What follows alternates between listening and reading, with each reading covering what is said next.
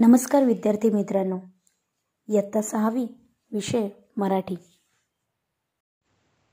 पाठ क्रमांक 14 अप्पाजींचे चातुर्य. या पाठाचा आपण भाग 3 पाहणार आहोत. आपण दुसऱ्या भागामध्ये पाहिलं की कलिंग राजाला अप्पाजींची परीक्षा घ्यायची होती, म्हणून त्यांनी एकसारख्या 3 मूर्ती मागवल्या होत्या. त्यामधील डिफरन्स अप्पाजींना ओळखायला सांगितला होता. तेव्हा अप्पाजींनी या 3ही मूर्तीचा फरक ओळखला. आता आपण पुढे बघणार आहोत. अप्पाजींनी कलिंग राजाला त्याच्या प्रश्नाचे उत्तर दिले. आपण मागवलेल्या मूर्तीपैकी एका मूर्तीच्या कानात घातलेली तार तिच्या तोंडातून बाहेर पडली. ती निकृष्ट मूर्ती. एखादा माणूस ज्या अफवा ऐकतो त्याचा खरेखोटेपणा पडताळून न पाहता जर तो त्या दुसऱ्यांना सांगू लागला तर त्याचे व समाजाचेही हित होत नाही, या मूर्तीचा असा अर्थ होतो.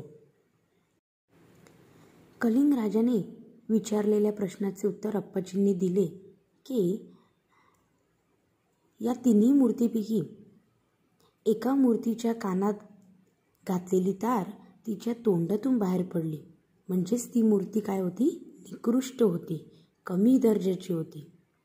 याचा अर्थ असा होतो की एखादा माणूस जो आहे तो अफवा ऐकतो, खोटी बातमी ऐकतो, पण ती बातमी खरी आहे की खोटी आहे हे तो बघत नाही, तर तो डायरेक्ट दुसऱ्या लोकांना सांगू लागतो. तर त्याचा अर्थ असा आहे की त्याचे व समाजाचे हित होत नाही, म्हणजे स्वतःचे देखील चांगलं होत नाही आणि समाजाचे देखील कल्याण होत नाही, असा या मूर्तीचा अर्थ होतो. असे अप्पाजींनी कलिंग राजाला सांगितले. पुढे बघा. दुसऱ्या मूर्तीच्या एका कानातून घातलेली तार त्या मूर्तीच्या दुसऱ्या कानातून बाहेर पडली. ही मध्यम प्रतीची मूर्ती. एखाद्या माणसाने अफवा ऐकली आणि ती दुसऱ्या कानाने सोडून दिली तर त्यात समाजाचे हितही होत नाही आणि नुकसानही होत नाही, हा दुसऱ्या मूर्तीचा अर्थ आहे. अप्पाजींनी दुसऱ्या मूर्तीचा अर्थ सांगायला सुरुवात केली. त्यांनी सांगितले की दुसऱ्या मूर्तीच्या जेव्हा एका कानातून घातलेली तार होती ती जेव्हा दुसऱ्या मूर्तीच्या कानातून बाहेर पडली तेव्हा ती मूर्ती काय होती? मध्यम, म्हणजे मधल्या दर्जाची होती. म्हणजेच एखाद्या माणसाने अफवा ऐकली, खोटी बातमी ऐकली आणि ती दुसऱ्या कानाने सोडून दिली तर त्याच्यामध्ये समाजाचेही चांगलं होत नाही, कल्याण होत नाही आणि नुकसानही होत नाही, हा या दुसऱ्या मूर्तीचा अर्थ आहे, असं अप्पाजींनी कलिंग राजाला सांगितले.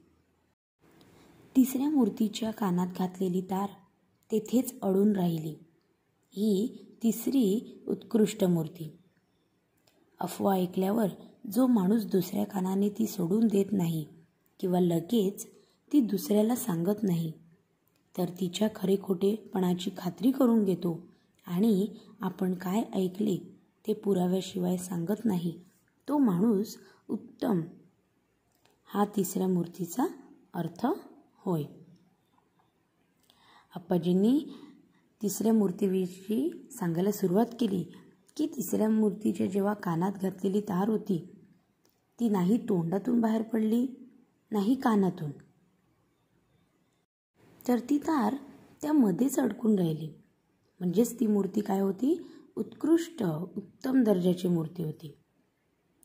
म्हणजेच अफवा, खोटी बातमी ऐकल्यावर जो माणूस ती बातमी दुसऱ्याला सांगत देखील नाही आणि दुसऱ्या कानाने ती सोडून देखील देत नाही, तर तिच्यात जे खरेखोटेपणाची खात्री करून घेतो, म्हणजे ती बातमी खरी आहे की खोटी आहे हे पहिला तो जाणून घेतो आणि आपण काय ऐकले आहे ते पुराव्याशिवाय, म्हणजेच प्रूफशिवाय सांगत नाही, तोच माणूस काय आहे? उत्तम, म्हणजे उत्कृष्ट आहे, हा तिसऱ्या मूर्तीचा अर्थ आहे, असे अप्पाजींनी कलिंग राजाला सांगितले. कलिंगच्या राजाला अप्पाजींचे उत्तर मिळाले. अप्पाजींनी तीनही मूर्तीचा दर्जा ओळखल्याने राजा संतुष्ट झाला. त्याने अप्पाजींचे व कृष्णदेवरायांचे अभिनंदन केले. कलिंगच्या राजाने एकसारख्या दिसणाऱ्या 3 मूर्तींचा अर्थ अप्पाजींना सांगायला सांगितला. तेव्हा अप्पाजींनी त्या 3ही मूर्तीचा अर्थ त्यांना बरोबर सांगितला. त्यांचा दर्जा जो होता तो बरोबर ओळखला. तेव्हा राजा जो होता कलिंगचा तो खूप संतुष्ट झाला, म्हणजे समाधानी झाला. त्याला खूप बरे वाटले की आपण अप्पाजींबद्दल त्यांच्या चतुराईविषयी ऐकले होते ते खरे आहेत. खरंच अप्पाजी खूप चतुर आहेत, खूप हुशार आहेत हे त्यांना कळले.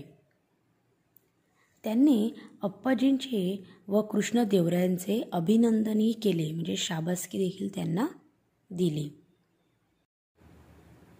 धन्यवाद.